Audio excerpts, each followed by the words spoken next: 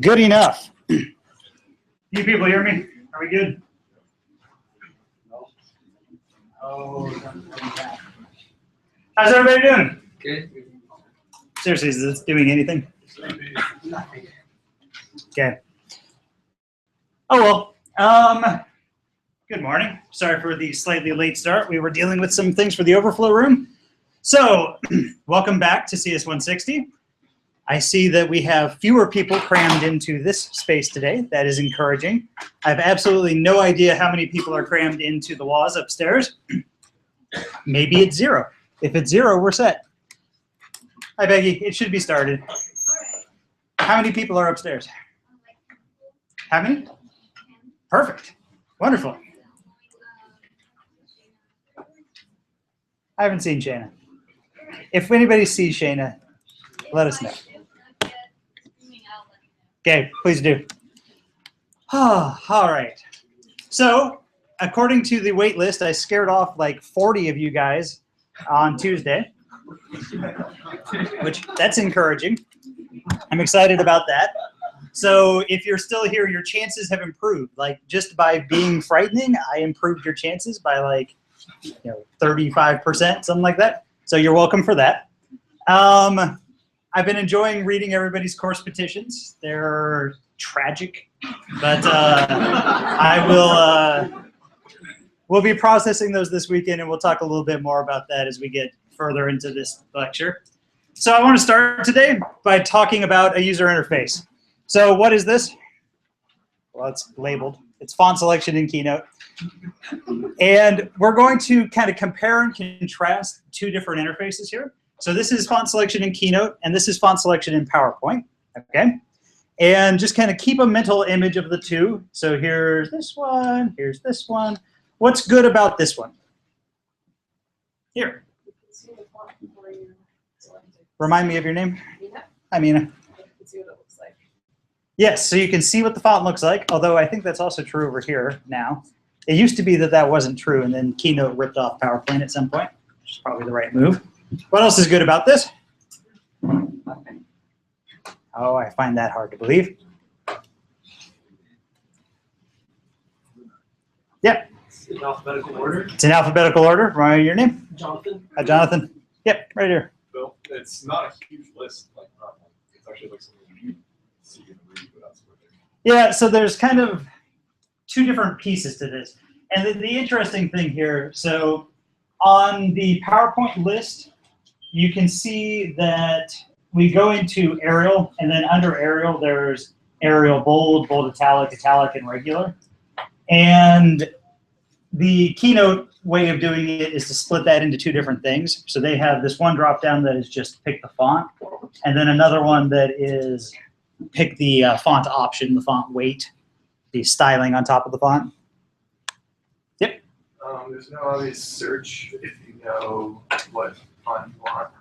Agreed. What's your name? Sean. Hey, John. Yeah, so there's no obvious way to search here, and I tried. I was curious if you could just start typing. No, it doesn't work. Yep. My name's Mina, and it looks like in this one, there's also options to change the size and color on the same. True. It's more obvious how you get to those. I think these are just occluded here, though. I think they are there somewhere. Yep. In the Keynote, for some reason, you're typing in 100-point font. Yeah, so why is that? Why am I typing in 100-point font? Make something really big. It's a pretty simple answer. That's a 100-point font, and I was making this slide. Yep. The PowerPoint one lists the most used at the top, I think, or at least has like shortcuts too. Yeah.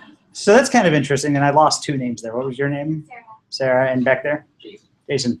Yeah, so PowerPoint does something kind of nice where they show you up at the top here this like most recently used or most popular to you fonts. So that's kind of cool. Yeah. PowerPoint requires more fine motor control to get to the second menu on the side. Yeah, and actually it's hard. It's harder than you would think. Like working on my laptop, like in a rocking chair, making slides, it's actually a little bit hard to hit those targets. And so these are things that are empirical questions that you can test. You could go and you could bring people into a lab and you could have them select fonts with one interface, have them select fonts with the other interface, and then see what works best and where people struggle and how you could improve this.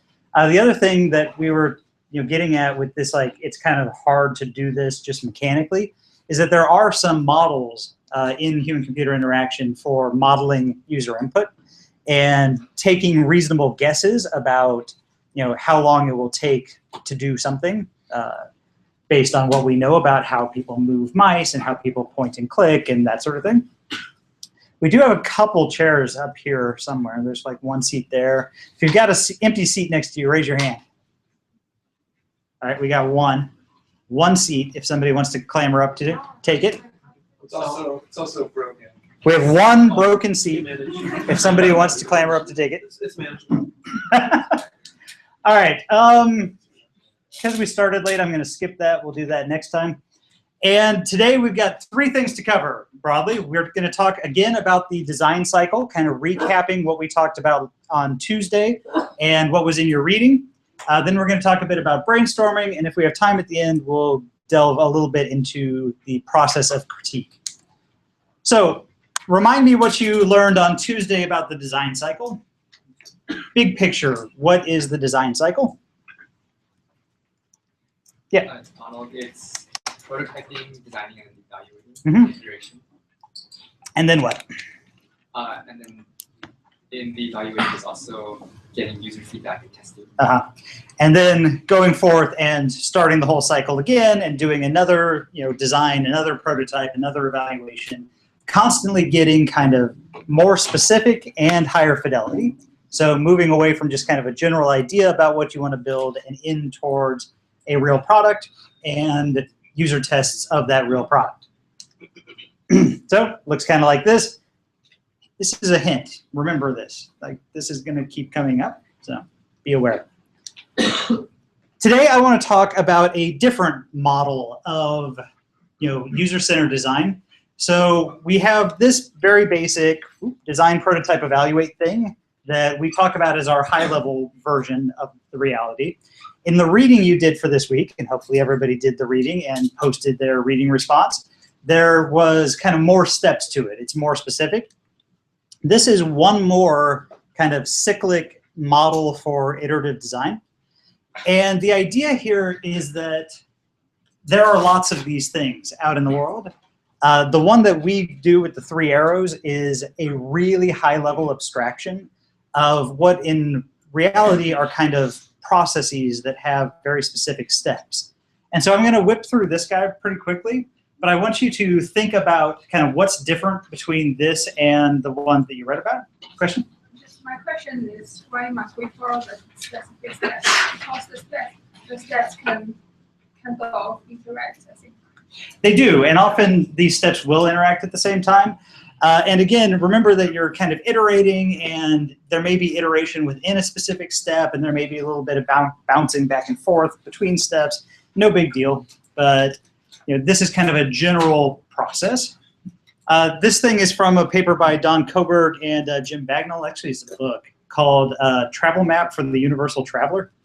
And I find the metaphor kind of interesting. They talk about the process of design as being like taking a journey, taking an excursion somewhere, which I find evocative, if nothing else. And these are the steps that they recommend for going on that journey. And right off the bat, I just want to point out that like implementation is step 6. It's like way down here at the end. And it's only 1/7 in principle of the cycle. So while most of the rest of your engineering courses focus on that little box, we are really focusing on all the other parts of the cycle. So let's just go through these real quick. Step 1 is acceptance. And the idea here is that this is coming to terms with the fact that you have a project to do. Maybe it's because you work for a company and you got assigned to do this thing. Maybe it's because you're in this class. Maybe it's because you signed up for some hackathon. But it's lining everything up, accepting the project, and committing the time, resources, and responsibility for actually going out and doing it. I think it's perhaps not coincidental that acceptance is also the last of the 5 stages of grief. So it's like iterative. You like design, implement, evaluate, grieve. Acceptance, you start back over. It's perfect. The key here, and this is like a big deal out in the real world, is that you're deciding if you can actually do the project as specified.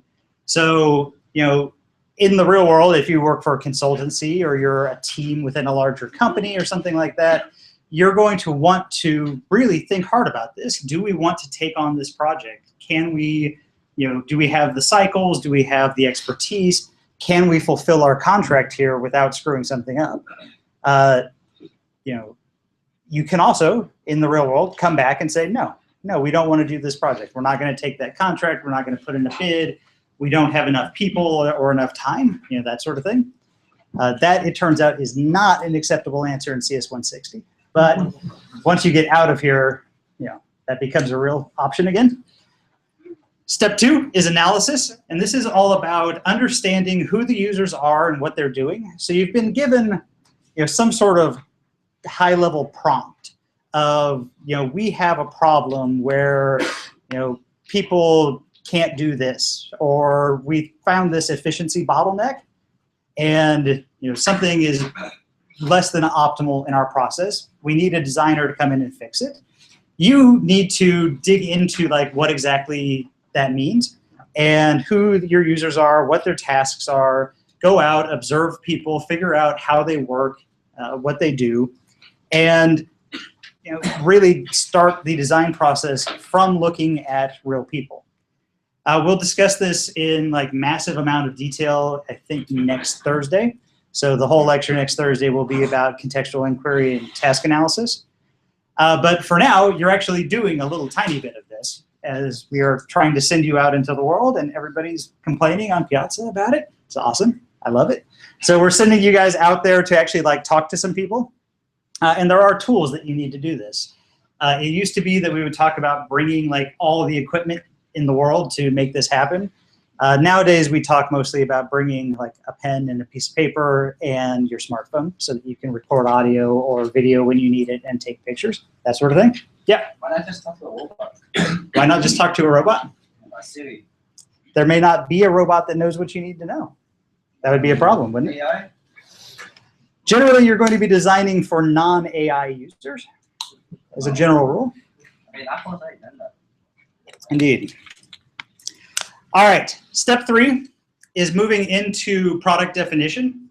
And this is something that engineers are notoriously bad at, kind of finding a way to frame and scope the problem that leads to good design. So there's just an example here of a project where a company was trying to answer the question, how do we make it possible for people who are riding their bikes to work to drink coffee at the same time? Okay, sounds terrifying and awful, but they were doing it. For some reason, this doesn't seem to have caught on, but oh well. And you can imagine many different framings of this problem from an engineering perspective. Maybe it is, one way to look at the question would be, well, we have these things that hold water bottles that go on the front bottom part of the bicycle. How do I change that so that it can accept a coffee cup? That would be one framing of this problem. A different framing of this problem might be, how do I build a cup holder that is stable at this speed and on this surface and blah, blah, blah. From our perspective, the right framing is something more like, how do I help bicyclists drink coffee without killing themselves? It's starting really broad. It's starting without a technology in mind, without a solution in mind, and then starting to work down towards a more concrete question that can be answered with a design and implementation. And so one thing to keep in mind while we're talking about all this is that this is an iterative process. And on the first lap through the whole thing, you're going to start really broad. So that's where you start at, how do I solve this problem in general? And in principle, you're going to be kind of thinking about any sort of solution to that problem. But then as you go through a second iteration or a third iteration, you're probably starting to narrow in on a solution space in addition to the problem space. And as you get closer to like a reasonable solution, you start discarding the kind of questions and ideas at the edges of that focus. Make sense? Questions? Thoughts? Something smart you can say so that I'll know your name? Do you go biking? Do I go biking? Not very much. Why do you like? I'm very bad at it.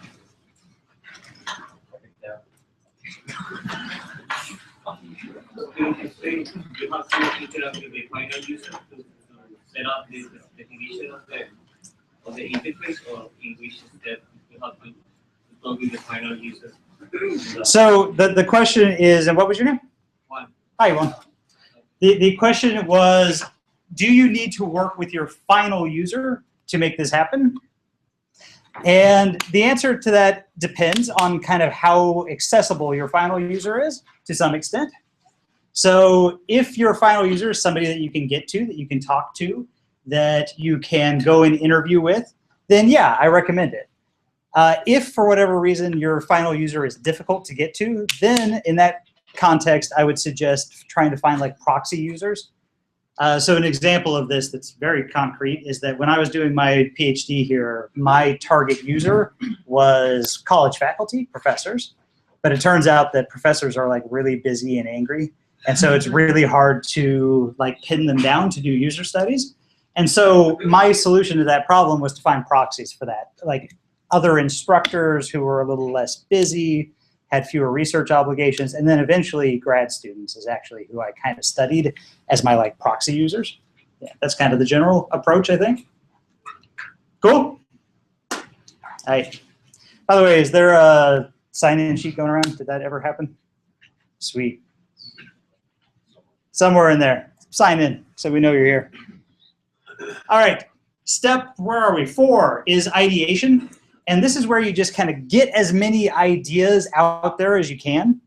And so the main technique that we think about when we think about ideation is brainstorming. Again, just get as many concepts out there as possible. And again, as you go through these iterations, this is going to be focusing in a bit. So the first round of ideation, maybe one option on the table is design a product, and another option on the table is run a PSA, like have a social campaign to try to change the way people think. Maybe a different option on the table is don't do anything. It's fine the way it is. And then as you narrow in on the problem and your potential solution to it, you'll be talking about, maybe this button could be over here instead of like, maybe we should build a web page. Yeah. So the scope of this changes over time. These specific rules about brainstorming by IDEO we'll talk about later here in the in this lecture, actually. But the high-level key point here is that you really want to engage people and get people kind of excited about doing brainstorming and get them to loosen up and relax and everything else that comes with kind of getting lots of ideas out on paper. And by the way, we will be doing a in-class giant brainstorming session thing here in a couple weeks. I think probably 2 weeks from today, once we have the group set.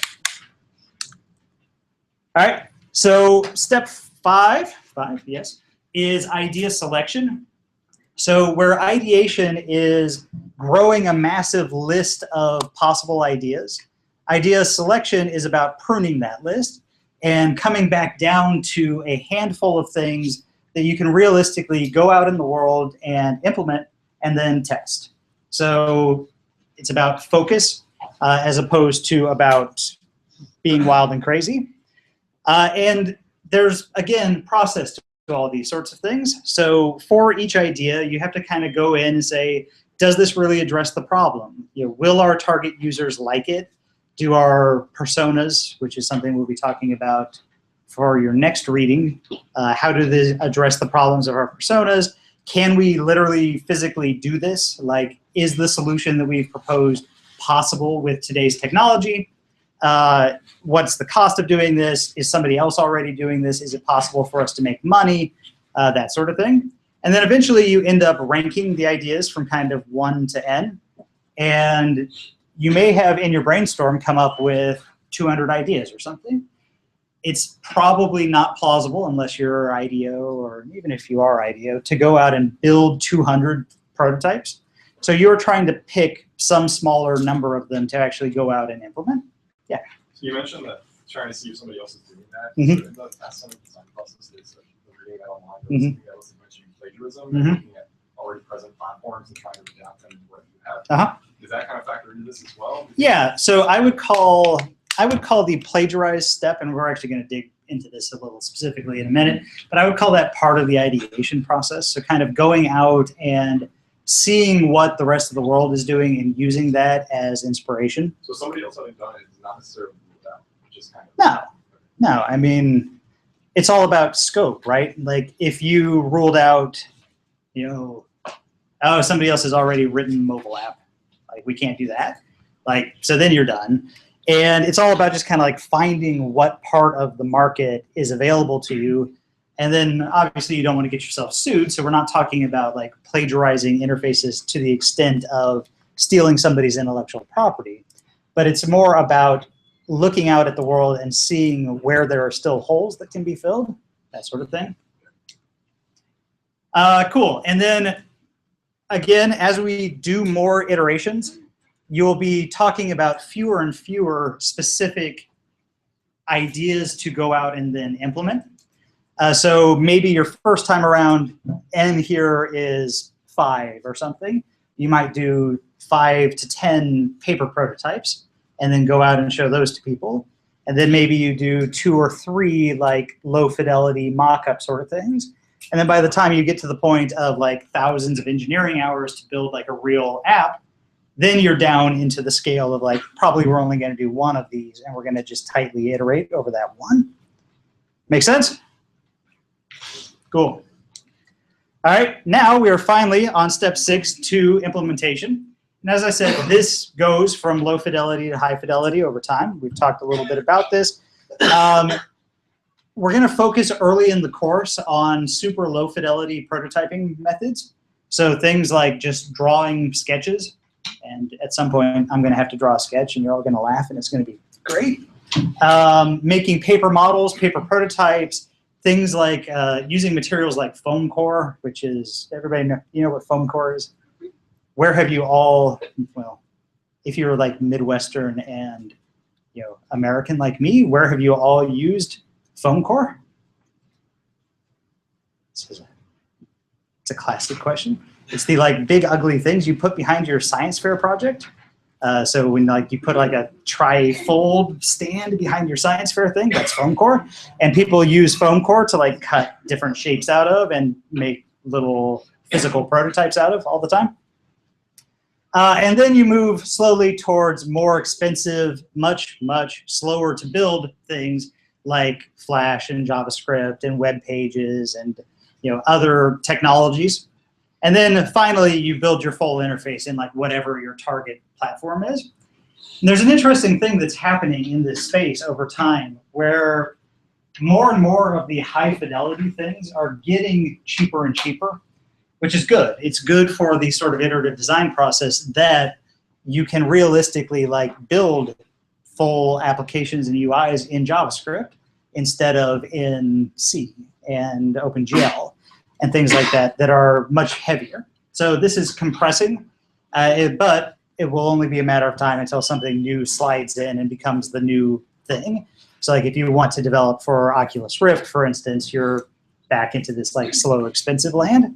So that is what it is. Here's one example of kind of a progression of implementations over a website.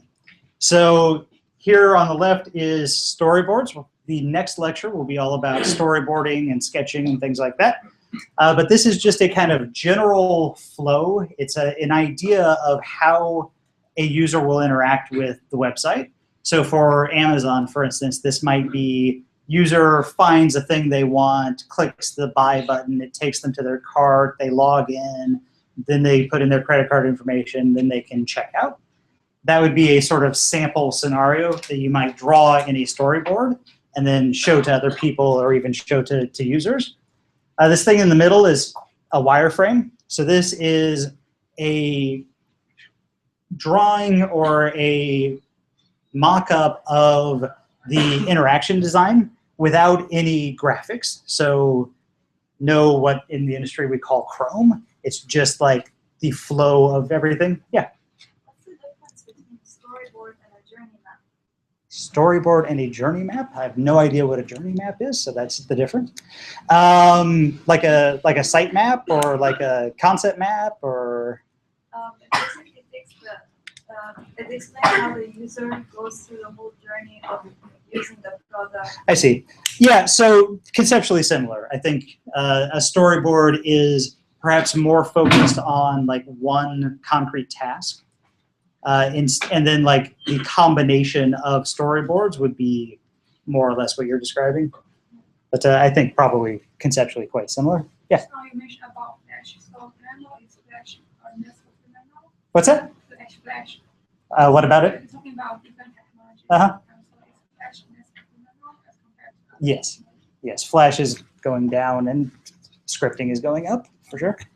Like HTML5 and Canvas and things are kind of taking the role that Flash used to have in the prototyping process. Anything else?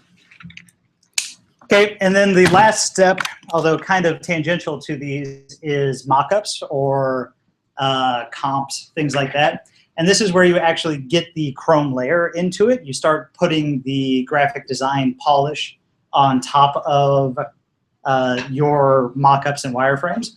And so in reality, this is the like interaction design iterative process.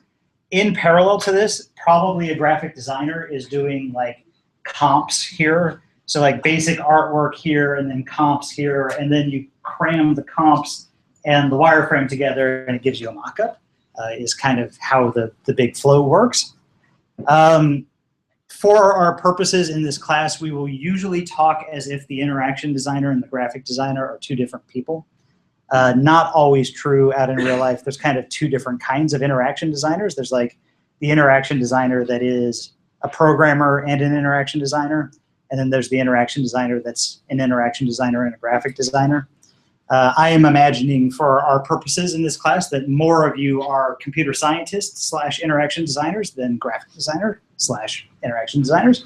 So you're working in tandem with your graphic designer, and at the end of the day, you end up with a mock-up that really looks like the website, and you can take it out into the world and test it and see how it goes. Cool? All right. So now that you've successfully done all of that, the idea is to learn something. There is absolutely no point in making a prototype if you're not going to answer any questions with it. That's kind of the essential idea of prototyping, is to go out, see how it works, learn things. And as we keep saying, on different iterations, there are different fidelities of evaluation. So the very first thing you might do is just take your storyboards out into the world and walk people through it. Say, does this make sense to you? Show it to other designers. Do a heuristic evaluation sort of thing. The second thing you might do is like an actual paper prototyping session, which we'll talk about in a second. Then you might, in the next iteration, go out and do a Wizard of Oz study, which we'll talk about a lot later in the course. And then at the end, you can get into like real A/B lab testing, where you have somebody do the same task on interface A and interface B and see which one works better. And a lot of this right now, it's worth pointing out, is changing because of the scale of the web. So most, if you look at Facebook, for instance, they are showing different versions of the timeline to different people, and then using that to learn something about what people like and dislike on Facebook.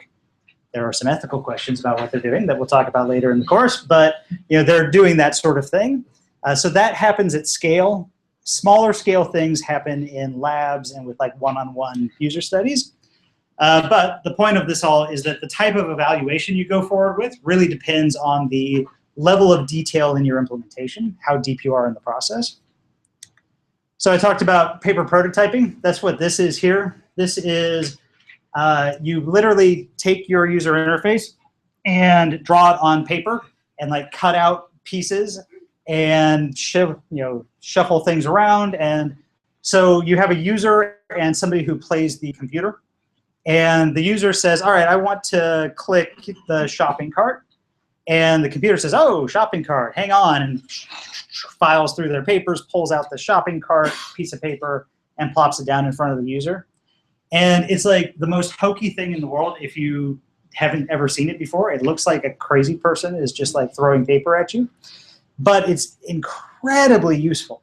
This is absolutely where I start real user interface design work, is at the paper prototyping stage. Like I have sat at Marvell Semiconductor in the cafeteria and like pulled people over and made them walk through paper prototypes because it's really super useful. All right, so question? Yeah. I was just gonna say, so for these different levels of fidelity, would you go through this loop multiple times, like for paper prototypes? Some people do.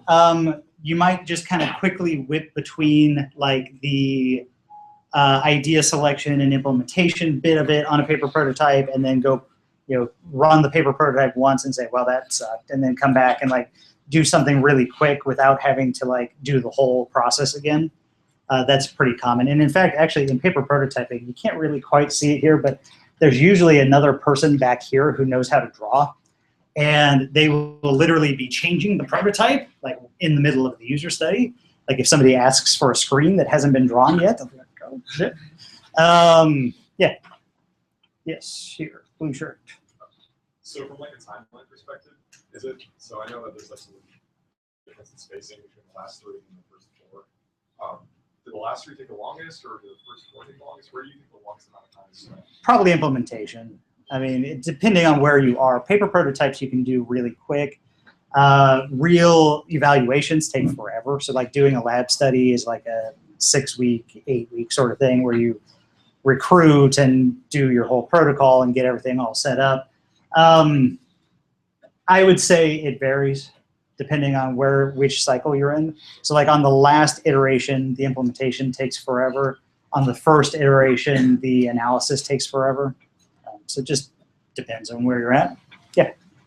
So for evaluation, when we have an observer, does the user sometimes does that affect the user how they Yes. normally act? Yes. So the question was, does it impact the user that you have somebody standing there watching them?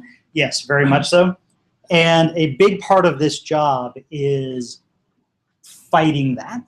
So good user study, people who are good at running user studies are very good at kind of setting people at ease, getting them laughing, getting them chatting, getting them to not worry about the fact that they're being recorded by the camera over here, that sort of thing. And when we get into evaluation, which is in like week 6 or something, it's right before the midterm, we'll talk a lot about that, but like how that works. And that really is the difference between good user study people and bad user study people. Yep. Do you necessarily have to tell the user that they're being observed? Can you not have someone observing? Does it raise an ethical issue? There are questions there. If you want to record them, you have to tell them. It's kind of the law.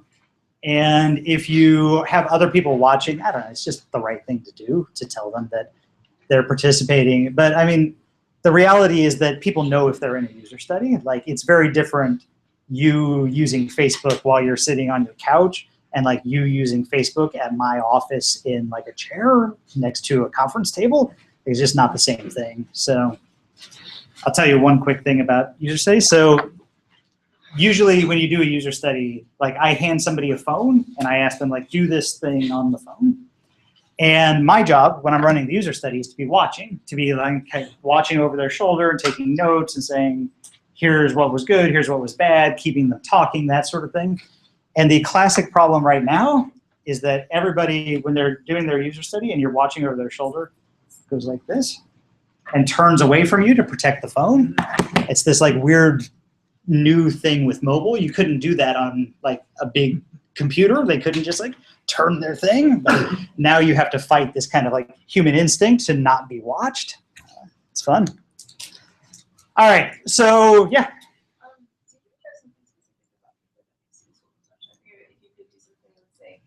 slides and switch them just quickly. Yeah, so people do use PowerPoint for low fidelity prototyping. I think that it takes longer than paper to set up, but not a lot longer. It's probably 2x as opposed to 1,000x when you go to like real prototypes. So there's nothing wrong with quasi-interactive prototypes, things like Balsamic, things like PowerPoint. Anything else? Yep. Showing the same person prototype A versus prototype B as opposed to showing two different people prototype A and prototype B. Which one would you suggest? That is an extremely complicated topic that we will talk about later in the course. It's called between subjects versus within subjects testing. And there are like entire textbooks on that issue. So we'll talk about that later in the course. All right, so point of the story here is that over time, the number of ideas you're thinking about are going up and down. So when you do your very first ideation step, you're going to be getting a whole lot of ideas, and then you're going to select down to a few to prototype, and then it's going to suck, and you're going to try again, and you're going to ideate, and you're going to prototype, and you're going to ideate, and you're going to prototype, and eventually you end up with your like one concept that you are going to go out and sell in the market. So yeah, evaluation reveals problems with your design, and then redesign requires cycling the process. A quick question here. Say you go out and you do a user study and you find just like a small problem. Why don't you just fix that small problem? Why do I have to go do this whole freaking thing again? Yeah. Because by fixing the problem, more problems might arise. Yeah, you're very likely to break everything. So it's kind of like the sliding puzzle where you just have two numbers wrong. Like, yeah, you're really close to the answer, but it turns out that doesn't always help. Like, you've got a lot of work between you and where you need to be. And then the last thing is that eventually these prototypes are going to get higher and higher fidelity, which it's not totally represented in this, but you can imagine that this gap between 5 and 6 is getting longer and longer as you put more and more work into like making these things happen. So a very quick comparison, because we don't have a whole lot of time. Comparing your reading to this cycle, think mentally for just 30 seconds about where you would fit these things into this circle.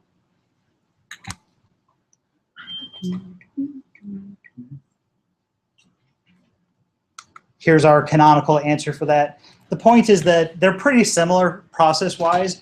Everybody has kind of different words for these things, but at the end of the day, like conceptually, everybody's doing the same sorts of things. You're going out, you're talking to people, you're iterating, you're building things. It's good. In comparison, there's sort of a classical model of software engineering that even software engineering courses don't teach at this point, but like in the 90s, this was the thing, and it's still really deeply embedded in the way some big companies operate and in the way that certain laws in the United States are written in terms of how you have to operate if you're on a government contract. But there was this waterfall model where you basically start the project and you describe what you need to do, and then you go out and you analyze the situation, and you come up with a requirement stock, and then you design the thing, and then you build the thing, and boom, at the end you've got a product. What's different between this and the method that we are advocating here in this class? Yep. That one isn't a cycle. Okay, that one's not a cycle. Yep. There's no room for iteration. There's no room for iteration. So that's the main thing, right, is that the focus just kind of differs. There is no feedback in the waterfall model. And as you go down the thing, you incur a larger and larger cost for missing problems and then having to come back and fix them later. So, you know, in the iterative model, if you do something really dumb and you design something that's just never going to work and you show it to me on a sketch, I can say, no, this was a terrible idea. Here's a new piece of paper, like go try again. And that's like a penny and like an hour to fix the problem. If instead you're shipping, you know, Office, back when Office was shrink wrapped and you bought it at a store, and you get down here and then you find out nobody cares, nobody wants the thing, or it has some huge design flaw. Now you have this massive problem where you're not going to fix, you know, your software until the next iteration. What is good about this? There's something canonically good about the waterfall model, which is why it was so popular for so long. Yep. What's that? You can hopefully, of course. Yes. What was your name? Mike. Hi, Mike. Yeah. So compared to an iterative design process, it's relatively easy to look at what you need to do and budget both cost and time. You know, say, okay, I think this thing is going to take 6 months, and I think it's going to cost me 6 engineers over those 6 months. And that's pretty plausible. Whereas with the iterative design process, it's a little nebulous from a kind of budgetary and planning standpoint, where you may find in the middle of your thing that, like, man, we had to ship a product in 6 weeks and we've made no progress because we keep learning that our ideas are all terrible. So you may end up with a better project at the end of the day, but it also just may never happen. It may take forever. So there's a give and take there. All right, we are going to watch a video because everybody watches this video and it's good for you. So this is a video from NBC News a while back about they went to IDEO and they asked IDEO to redesign the shopping cart. And we're going to watch at least part of this because everybody should watch this because it's just a thing you do.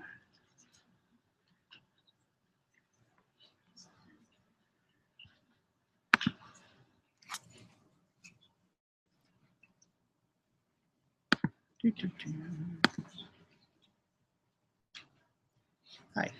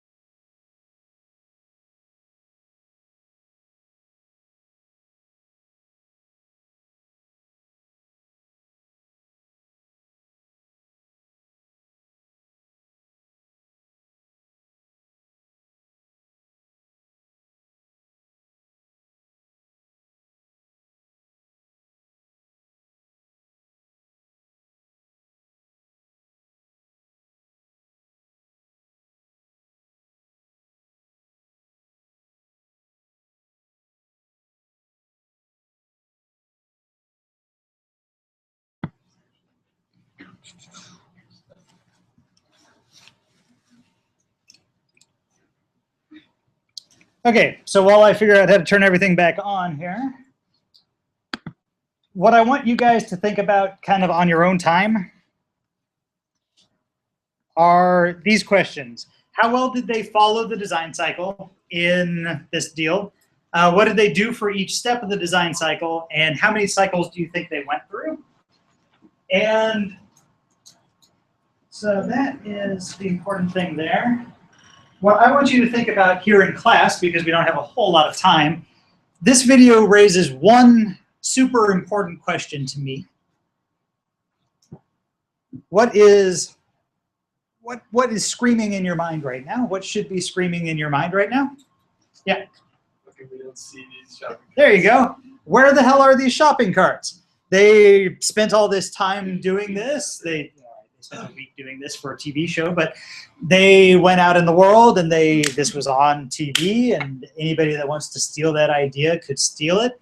Where are these shopping carts? What would you speculate? Somebody I haven't heard from. Here, back here. I feel like if you went to a grocery store and tried to sell them the shopping carts, they would say we already had a shopping cart. Okay, so there you have a problem that you literally have existing stock, in various places that is hard to get rid of. Okay, that's one issue. What else? Yep. The old shopping carts kind of fit into each other, but I'm not sure if this one can fit in with others. So just take a look. Yeah, so they talked about these have to nest. This will never go anywhere if they don't nest, but then we didn't see a whole lot of that action. Here. Now you have to make a bunch of baskets. Yeah, so it's complicated, and something they didn't talk about a whole lot was like cost of manufacturing, but I wouldn't be shocked if it turns out that that's way more expensive than an actual shopping cart. Back here.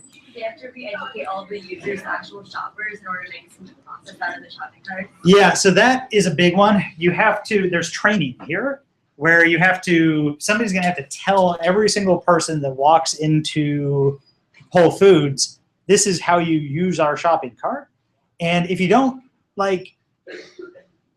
that's just massively expensive, is the point. Like, unbelievably expensive to retrain the entire population on how to shop. Here in the middle. If you leave your cart and take the baskets, it'll create a lot more traffic because everyone's going to be leaving their carts in other places and then just carrying the baskets to get their items. Yeah, so they didn't talk a whole lot about that, where they say, yeah, it's great, you just park your cart here and then you walk off. But if everybody's doing that, at some point that breaks down, right? Back there. Yes, please.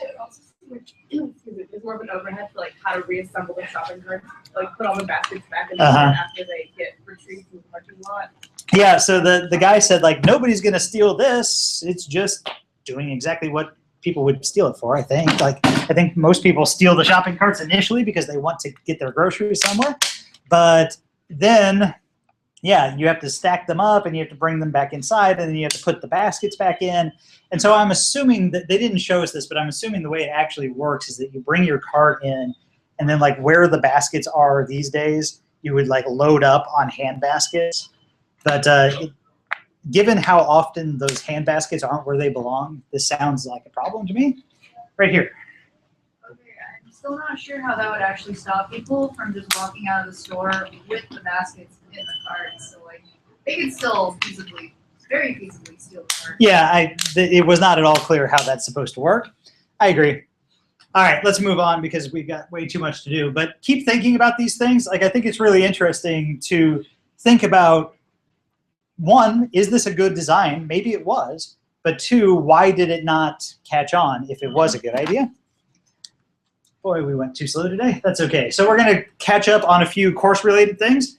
Lots of you guys are using Piazza. Good. That's exciting. It turns out that I never sleep anymore because I have lecture slides to write and things like that. So pretty much I'm catching these things and the GSIs are catching these things and everybody's paying attention. So if you have questions about things, go to Piazza. People will see it. Yeah, just let us know if you have any problems there. I have scheduled my office hours. Hooray. Today I'm going to hang out on the Esplanda again, just between Soda and Etch. But starting next week, I'm going to hang out from 12:30 to 1 in 329, which is right here around the corner. And that is a brief window, but at least I'll be there twice a week. And then I also intend to do some sort of Google Hangouts thing that may very well be at like 3 in the morning or something. I don't know. Some weird time of day, I'll be available to answer questions also. Cool? Don't forget about the homepage. So if you have any questions about the class, this is the place to start, to go to find the schedule and the syllabus and all that good stuff. There have been several questions on Piazza that are answered on the website about when things are due and how do I do X and blah, blah, blah. Always start here and then work your way to the channels where you can ask for help. The course petition is due tonight. Like I said, they're all tragic. It turns out every single one of you is a graduating senior who only came to Cal because they wanted to take CS160, which is that's really too bad. I'm sad that we can't let everybody into the course because I put this stupid question on here that it's my favorite question on the petition, but it's the one what argument should I use to convince the rest of the course staff? And I'm getting fascinating answers to that question. So anyway, if you haven't done the petition, which like 110 of you already have, go and do it today. And remember that even if you are enrolled and totally safe, you still need to fill this out because we're going to use it to place people into groups in addition to using it for course admission purposes. And also, I will drop you if you are enrolled and you don't do this thing. So please go and fill that out, get it done. I like everybody whose argument for why they should get into the course was that they were already enrolled. Very, very clever. All right, we have a new reading response due. Hopefully everybody did their reading response for today. If you are still struggling with B courses, let us know on Piazza. I know there's a couple people who are kind of coming in through weird channels, and so their enrollment was a little screwed up. The next one is a reading on personas, practice and theory, and then a brief overview of visual storytelling and storyboarding from Bill Buxton's sketching user experiences. So these are really three very prominent names in HCI, but Jonathan Gruden, who kind of invented groupware, collaborative software as a topic, and Bill Buxton, who's at, where is he, Maryland, who's a major academic force in HCI. And then another optional reading and a response prompt. I will give you fair warning now that these are way longer than the thing I had you read for today. So don't start this Tuesday morning. There's a lot more to get through here. And I may add one more reading question if I can do it before anybody submits. So if you really only want to read the personas reading, do it right now. We're going to grade these things on a scale of 0 to 3. Most people will get 2s. If you only give me like 2 sentences about, that kind of just reframes the question, you'll get the 1. And if you give me like a good amount of content and interesting things and tell me a story that really convinces me that you understand the reading, we'll give you the 3. I reserve the right to blow these numbers out when I actually do my grade book at the end of the semester. So it may be that this is not linear. It may be that 2 and 3 end up closer to each other than 1 and 2. Individual design assignment 1. We've had some questions on Piazza. Who has done this? Who's gone out and done their thing? Some of you. Of those of you who have done this, who has actually gone and interviewed somebody you didn't know before this? All right, a couple people that have done this. Share with the class how you found people you didn't know. Here, right here in row 3. We guys went out in class and she looked like a person kind of working on work. Okay. So we, yeah, so I just kind of, I mean, really politely asked her if she had any time to talk about this stuff. And then, where did you find this person? Okay, so at like a coffee shop, perfectly reasonable. I dig it. Where else? Back here. So I went around to some job search. It was kind of hard because a lot of people were college age already. I would ask them. Maybe they go to Berkeley, but they went somewhere else. So I did it by walking around pretty much campus and finding people, I guess. I have an important question. Do I look elderly? Okay, I like it. Anybody else? Yeah. I went to a bar last night and started making stars with some guy. There you go. I love it. There's this whole class of products in the world that are best tested in bars. I've done many user studies in bars. Anybody else? All right, get up there, get out there, do it. Like, do it for real. No big deal. The programming assignments due next Friday. Tutorial materials are coming today or tomorrow whenever I get back down to Santa Clara and can actually get some things done. You will find that this is really easy if you know JavaScript, and will be a bit of learning JavaScript if you don't.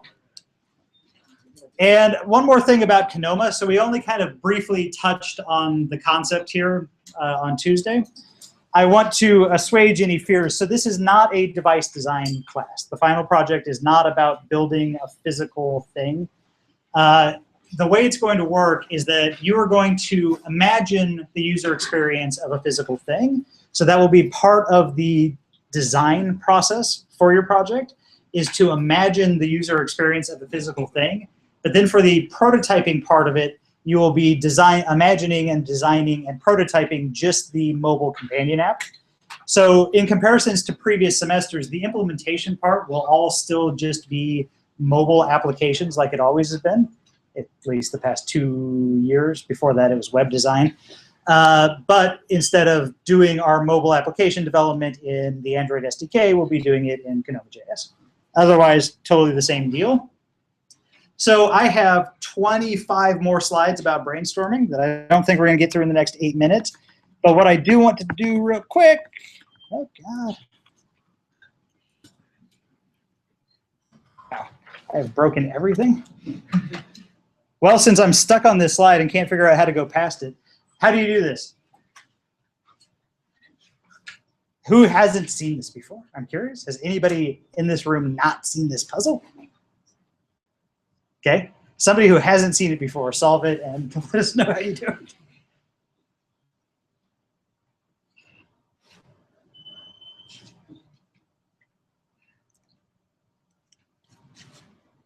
Four straight lines, no lifting your pen off the paper.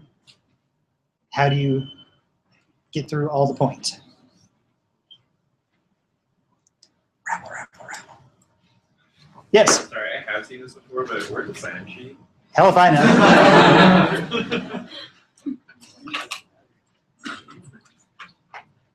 Our sign-in sheet has a blank space, and you should write your name. Yes, rescue us from this. Start at the top left, go diagonally down to the right. Okay. And then go left, and then a little past, a little further, and then go diagonally back up to the right, touching those two, and stop, and then go down. Cool, correct. Hey, look, I got past it. So it looks something like that. And this is framed as a canonically difficult problem because people have trouble discarding their assumptions about what the problem is and actually solving it in a crafty way. So people make assumptions based on conventions and based on what they believe I expect, and then get stuck. So I'm going to skip all the brainstorming stuff, and we're going to do that next week. Instead, I'm going to talk for 4 minutes about critique.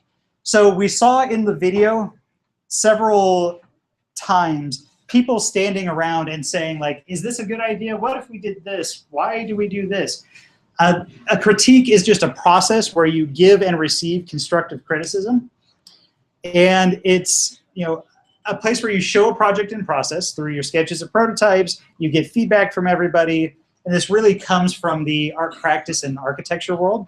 So if you go over to the building that I can never remember the name of because it's too close to Keebler, and I want to call it Keebler. Which one?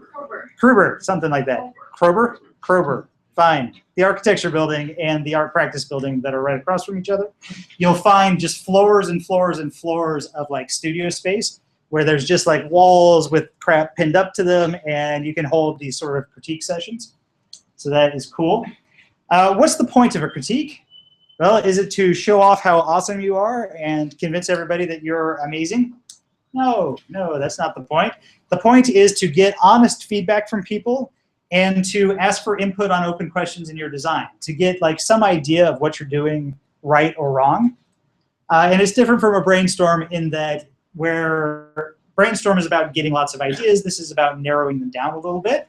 So in our 7-segment iterative design process earlier, critique is sort of in the idea selection phase. It's about narrowing down lots of ideas into a smaller number of ideas. And it also could be a very early iteration of evaluation, so like a first pass at evaluation. You have a job as the person who called for the critique. So this is less of a big deal when you're in a class, but when you're like in a business or at a startup or something, calling a meeting where you want everybody to show up is like the most expensive thing you could possibly do with your day. Like you are costing your company more money than anything else you could do. And so if you call a meeting where you want everybody to come and hang out for a couple of hours, you better know what you're doing and you better have a good reason for it. And so the idea is that you come in stating explicitly what you would like comments on. Do you want people to critique the overall idea? Do you want them to critique something specific about the solution? Do you want them to get into like, I think this blue could be a little bit bluer, you know, Chrome sort of level things? Or is it really more about interaction design and the flow of the whole thing? So really framing that early is the key challenge to running a good critique. And then taking a step back and being able to kind of separate yourself from your work is the other challenge. This course will push you on this issue because we're going to have a lot of times where you do something and somebody else will have to stand there and say, was this a good idea? Like, could this have been done better? Are you sure? And being able to separate like your work from your own ego is a challenge that you're going to have to all work on over the course of the semester. One suggestion for doing that is to show like 3 things, and then hopefully for each individual that comes up and does your critique, you know, they will like one of them or they will like pieces of one of them. So, you know, give people something to latch onto that's good instead of forcing them to just hate you. That's the idea. And if you are the one doing the critique, the key is to really be careful that you focus on the design and not the designer. So it's always things like, you know, you don't say, you're dumb, why did you do this? You say, I'm not sure about this part over here in this design. You explain that to me. Point out very specific positive things. So never, there's this like classic concept in critique that you like lead with the good news and then follow up with the bad news just to like make everybody happy. But what everybody ends up doing when they're new to giving critiques is they start with like, there are some things here that I like, but here are very specific details that I hate. And that tends to make people sad. So a better way to frame it is to be to try to match specificity. So if you're going to be X specific about the things you dislike, try to be the same amount specific about the things you like. And then ask for alternatives instead of offering solutions. So nobody likes the guy that like shows up and is like, well, I would do this. That doesn't help. It's of more value to the designer if you instead frame it as, you know, have you considered other ways of doing this thing? Or, you know, tell me why you did this. So start with clarifying questions. Always listen before speaking. Like, it's the role of the designer to start the process and to set the framework, and then to become a passive participant and listen before trying to kind of engage with the person back. Never stop people mid-sentence and try to rebut them. In that way, critique is kind of conceptually similar to the process of running a user study, where you really don't want to like be hands-on with somebody. They're giving you data, and data is what you desperately want. Don't stop somebody from giving you data just because your feelings are hurt. Lead into explorations of alternatives, ask clarifying questions, and then always bring the conversation back to those goals. All right, so next week we are going to catch this brainstorming thing and then dig into sketches, storyboarding, and personas on Tuesday, and then task analysis and contextual inquiry on Thursday. Fill out the course petition. Let me know if you have any questions on Piazza. I will see about 60% of you on Tuesday. Make sure you sign in. True dat. Hi. I'm the chief. Stop our broadcast here real quick so that we don't overshare with the world. So long, broadcast.